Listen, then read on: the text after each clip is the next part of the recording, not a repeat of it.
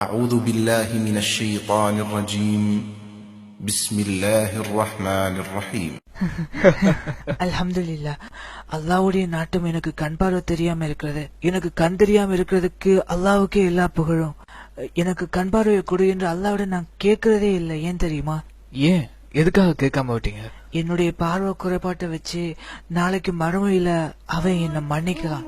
இதனால எனக்கு நியாயமான தீர்ப்பு மறுமையில கிடைக்கலாம் இல்லையா? நாளைக்கு மறுமையில அவனுடைய 2 கரங்களுக்கு இடையில பயத்தோட நிக்கிறப்போ என்கிட்ட கேட்பான், நீ இந்த குர்ஆனை வச்சு என்ன செய்த அப்படின்னு. என்னுடைய கண் பார்வையின்மையை வைத்து அந்த நேரத்தில் எனக்கு ஏற்படும் கஷ்டத்தை அவனோட கருணையால குறைக்கலாம் இல்லையா?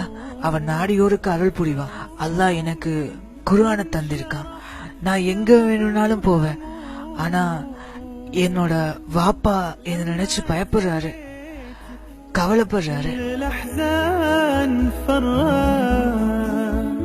இந்த நேரத்தில் நான் நிறைய முஸ்லிம்களை நினைத்து பார்க்கிறேன்.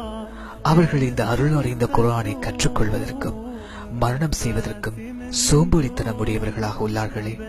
அவர்கள் நாளை மறுமையில் எப்படி அல்லாஹ்விடம் மன்னிப்பு கேட்க போகிறார்கள்?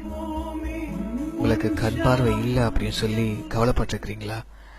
இல்ல இல்ல, ஆனா நான் சின்ன பையனா இருக்கிறப்போ கவலைப்பட்டிருக்கேன். நான் இப்ப கவலைப்படுறதே இல்ல. அல்ஹம்துலில்லாஹ். எல்லாம் அல்லாஹ்வோட நாட்டப்படிதான் நடக்குது. அல்லாஹ் சுப்ஹானஹு வ தஆலா சொல்றதா நபிகள் நாயகம் ஸல்லல்லாஹு அலைஹி வஸல்லம் அவங்க சொன்னாங்க, என்னுடைய அடியார்கள்ல யார் ஒருவர் தன்னுடைய அங்க குறைபாடுகளை பொருட்படுத்தாமல் பொறுமையுடன் இருக்காங்களோ அவங்களுக்கு சொர்க்கம் நிச்சயம்.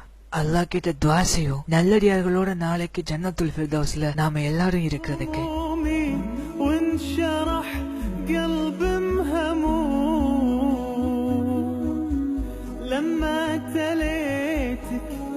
كل الأحزان فران يا محكم القرآن يا مسكن ختوم أنفاسي مين وانشرح قلب مهموم